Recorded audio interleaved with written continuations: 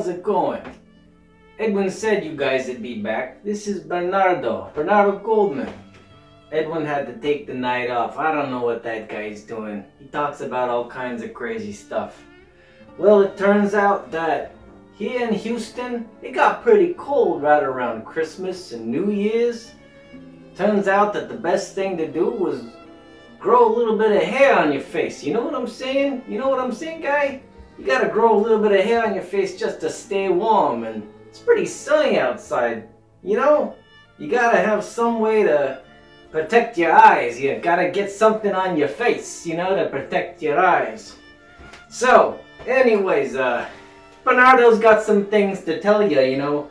We might talk about some old school.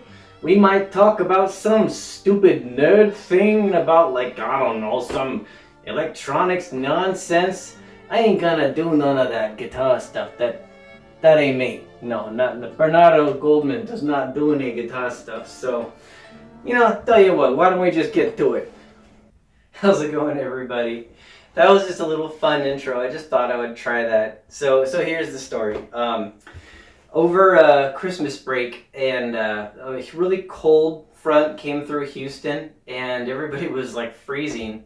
And coupled with that, there's like, you know, the flu that's been going around. This is, you know, in case someone watches this in the future, that was December 2017. There was a bad flu strain that went around. Well, you know, it hit us. It hit my family. So I actually started feeling sick. My wife started feeling sick, and we were down for a while. And so, like, I wasn't doing anything. And so I stopped shaving. And since it was cold, I just kind of left the hair on my face. And that's why this all kind of grew out. And then my wife and I, we've been doing, like, jokes back and forth, like, you know, playing little characters and stuff like that. That's where the Bernardo Goldman thing came from. We've been laughing at that. So I was just thinking that would be a fun way to actually start the video. So I'm probably not going to keep this very long though, but it was just, I don't know, it's all for good. So anyways, the topic I wanted to talk about with you guys today was actually old school. I think it might possibly be one of the best, if not the best formats that's actually out there for Magic the Gathering. And I know I gave it a video a while ago where I kind of said this is how you play. And I've been doing several videos where I've been showing like decks and talking about strategy and stuff like that. But I wanted to focus in a little bit more specifically on why it actually is such a good format. And I want to put some metrics kind of around it so everyone can kind of see what I'm looking at. And, you know, feel free after the video, you know, to like, you know, tell me what your thoughts are, you know, if you agree or disagree, or maybe there's pieces you hadn't considered before. Or, hey, best of all, if you're willing to try it. So anyways, what I've got right over here is like, these are the budget decks that I built for those videos you guys have hopefully been watching earlier. You know, the green and the blue budget were the two most recent ones that I did. The red was actually first, and then the black, and if I was actually going to do chronologically, it's actually like that. And then my vintage deck is sitting here, and all of these decks, you know, they definitely took some time to brew. But the thing that I think is really interesting about it, and I really want everyone to like consider this for a second. These are decks. These things existed, these cards existed for like 23 years. Almost all of these cards.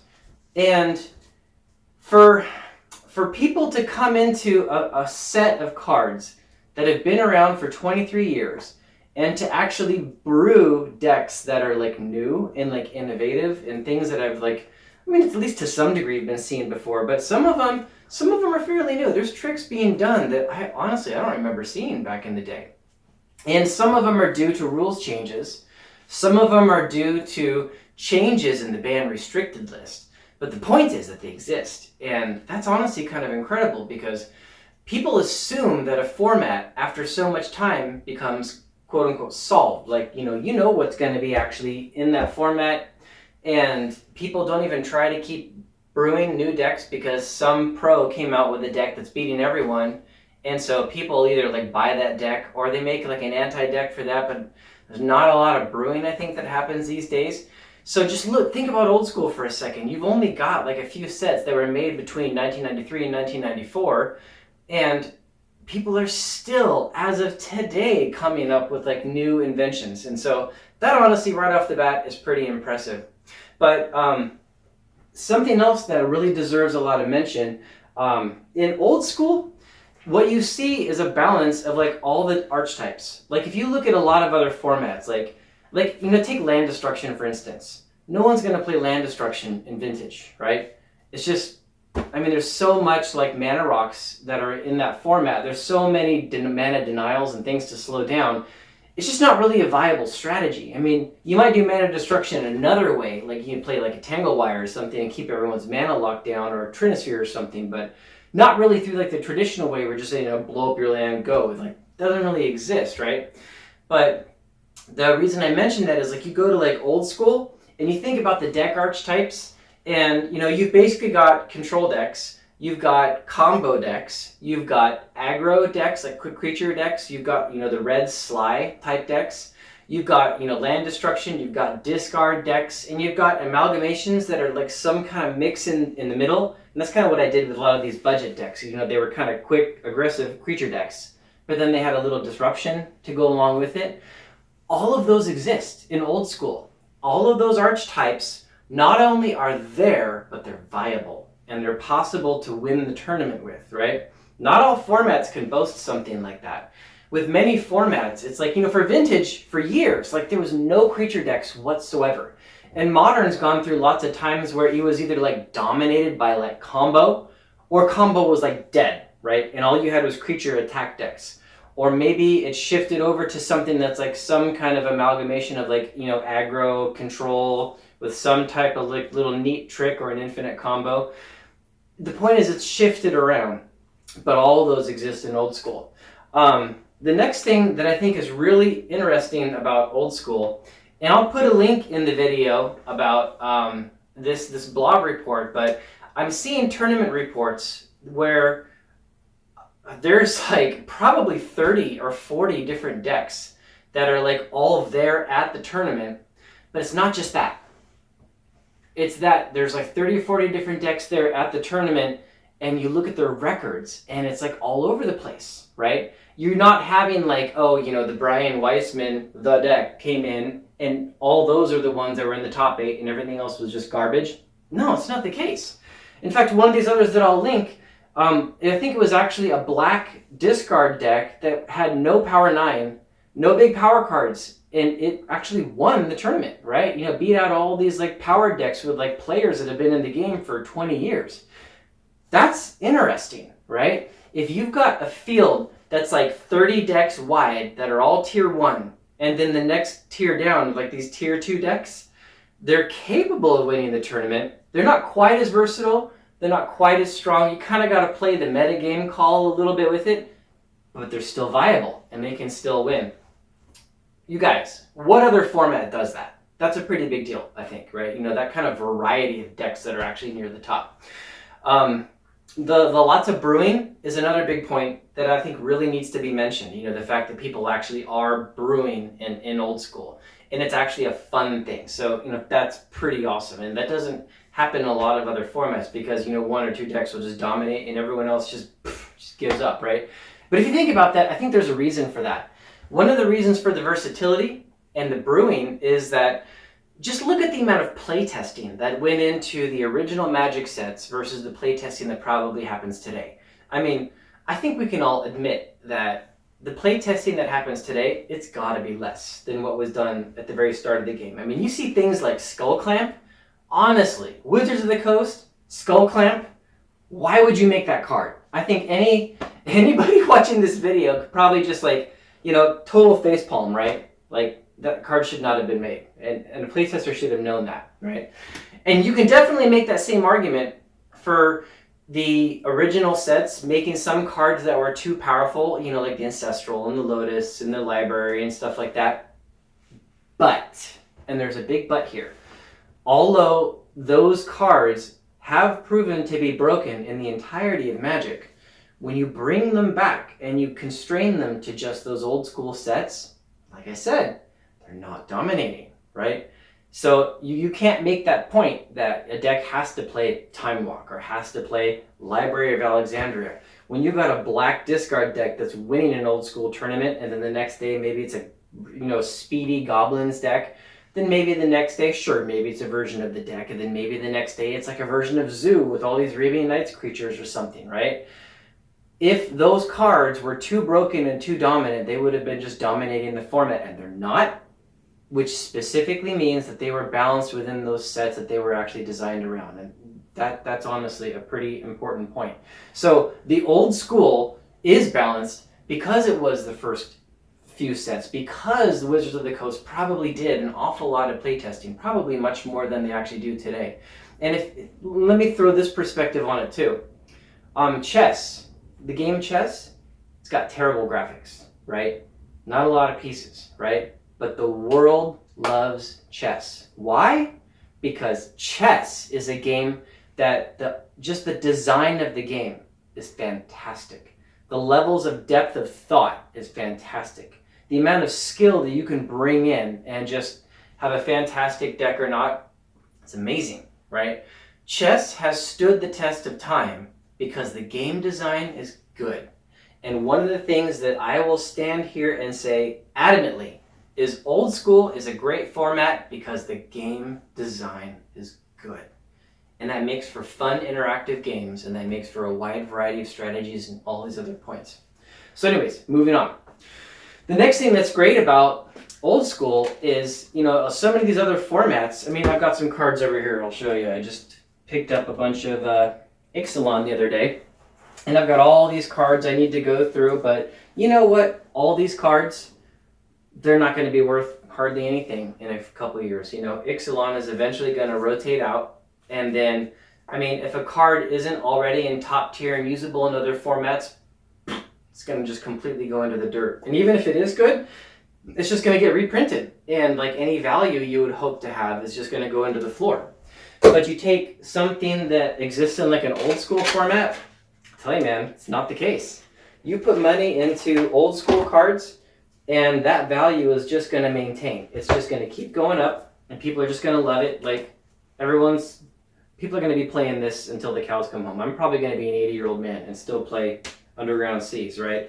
Everyone's going to want, this is my vintage deck, of course, but all the power, the moxes, all that. These cards, they're just going to maintain value forever, right? And when you look at old school, and I really like this example with the green deck. So let me pull these out and hopefully find one of them in the front. Okay, take a card like, okay, there we go. Oops. The Llanowar Elves. We'll organize all these later. This card. Llanowar Elves. Beta Llanowar Elves. This guy's been printed in tons of sets, right? But people always want originals. And since people always want originals, they always come back to something like this. Now, I bought these cards not too long ago. They're probably going for around $20 right now. I think they're just going to keep going up and up and up because people want first editions and there's so much nostalgia and everything with it. Point is, you invest your money and your hard-earned time and everything into these newer sets and your value just goes straight down. You put it into old school, it's probably just going to keep going up. And that doesn't mean you have to spend a ton of money. You can build a deck in old school that's like just a few $100s or maybe even less and be viable, and I've been proving it in my other videos. So that's a point, the value going up. So Eternal Play deserves to be mentioned. Old School is already a set that, or a format I should say, that it has no official tournament sanction. Wizards of the Coast isn't really dictating how the format needs to go so much. It's more just run because, people love the format and they're really enjoying the format. And that's kind of like all there is to it, right? So this format, if it's already unregulated and it's already getting people just rushing into it, the values are skyrocketing and more people are discovering it, Wizards of the Coast can go out of business and old school will still be here. And even if Wizards of the Coast does go out of business, not only will old school still be around, I personally think the card values are not going to go down. Because it already survives in the complete absence of printing of new cards, right? So why would it go down? It stays for the same reason chess stays, because it's a good game and people actually enjoy it, right?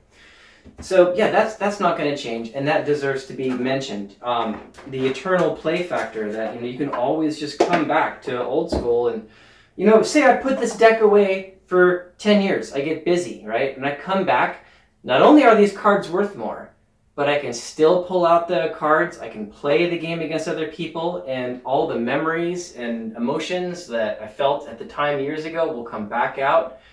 There it is, you know, pass it on to your kids, right? Teach your grandkids how to play it. It might end up being a really big thing, even more so than it actually is.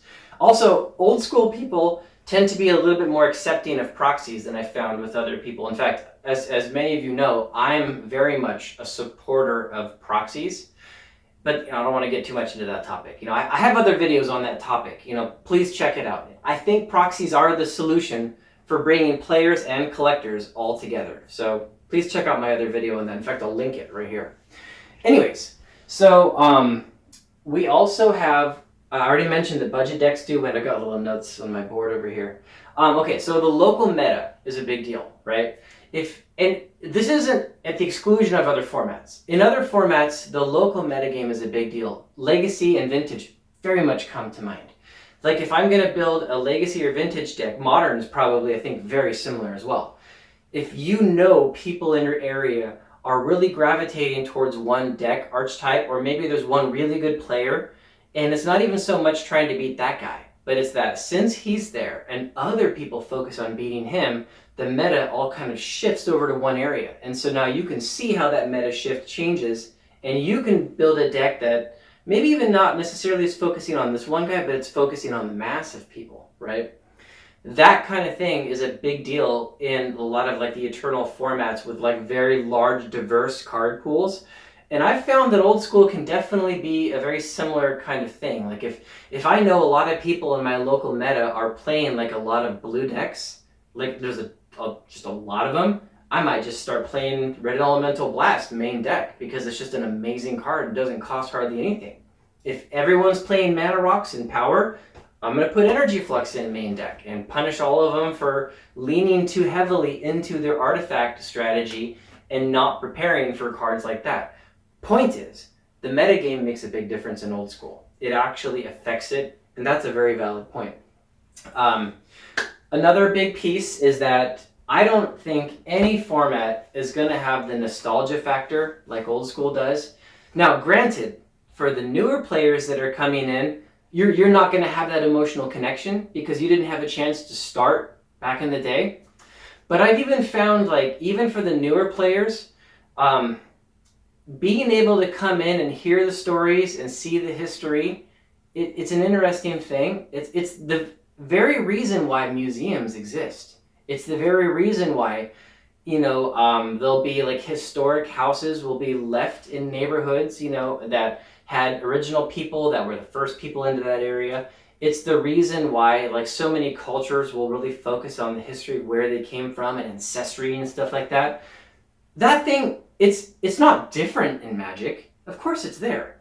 Of course it matters. But when Magic was only 5 years old, you didn't really talk about things like that. Well, now Magic, at the time of making this video, is like 23 years old. So the history and the ancestry actually matters. So for the old people that played back then, there's a lot of nostalgia and it's very cool. For the newer people that are coming in, they get to hear all those stories and they get to like, you know, Chaos Orb, how many stories surround something like a Chaos Orb, right? And now to come into the old school format and to actually get to flip it, right? And to hear people say, you know, oh, you know, I remember a tournament back in the day when I took my Chaos Orb and I ripped it into 1,000 pieces and sprinkled it all over a table and killed, like, destroyed everything on the actual table.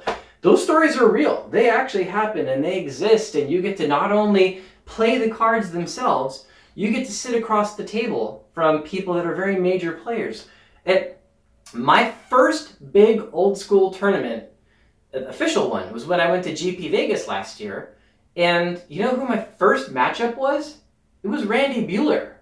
How about that, right? The very first matchup of the whole thing.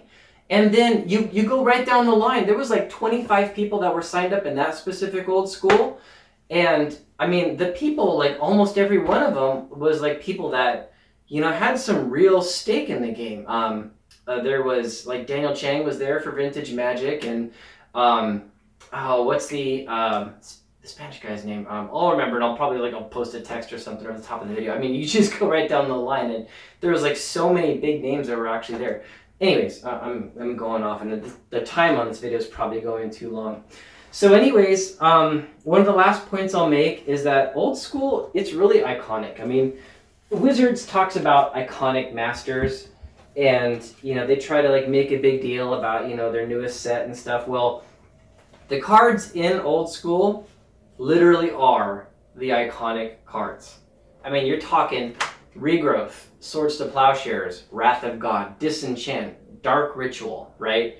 And then, of course, you're talking big ones too, like Black Lotus, Moat, Mana Drain, right? These are big concepts. These are big cards, and this is the format that they all came in, right? So all those stories, I mean, that's truly where the iconic side basically is. So anyways, I hope that gives some insight and some perspective on why I think old school is so great. And just so everyone knows, probably my favorite format coming into old school was a toss-up, I'd say, between vintage, that I really like vintage, or just EDH. Like if I wanted to be very competitive, I loved how vintage was like, Gunslinger in the Old West. You sit there in your hand and who makes the first move, and then someone does something and boom, boom, boom, boom, the stack gets 5 cards deep on each side and somebody wins that, and then the game takes off, or you're just constantly throwing wrenches in the other guy's works. And if everyone thinks vintage is like 1 or 2 turns and then you're dead, it's not. Vintage is a game where like if you do nothing, that guy might win in a couple turns, but of course you're going to do something because your deck is designed to react to him. And so the games do in fact go a lot of turns. Anyways, I'm going off topic here. Vintage, I think, might have been my favorite format, closely followed by traditional EDH, very casual, fun-based. Put anything you feel like in your deck and just play with friends, and don't put things in that are unfun. Put things in that are actually cool. Like no Winter Orbs and Stasis in my traditional EDH group. Play something cool, right? Play something that everyone's going to be like, oh, I can't wait to see how this actually comes out. Those were my favorite formats. I think I can now say that old school has overtaken those formats as my favorite ones. And that's not insignificant. That's 21 years of playing Magic, and now a format has trumped it. Like, wow. Right? That's pretty big. That's significant. That's why I focus this channel on old school. Partially because I think it is the best format. Also because I think it's a better place to put your time, money, and effort because the rewards come back much better. It's one of the few formats you can brew. All these points I mentioned. That's why I focus on old school. That's why you see the old school decks. I think it's just worth spending the time on it. So anyways, thanks everyone for tuning in. I hope the video was fun, and Bernardo hopes that you come again to watch my videos. See you later.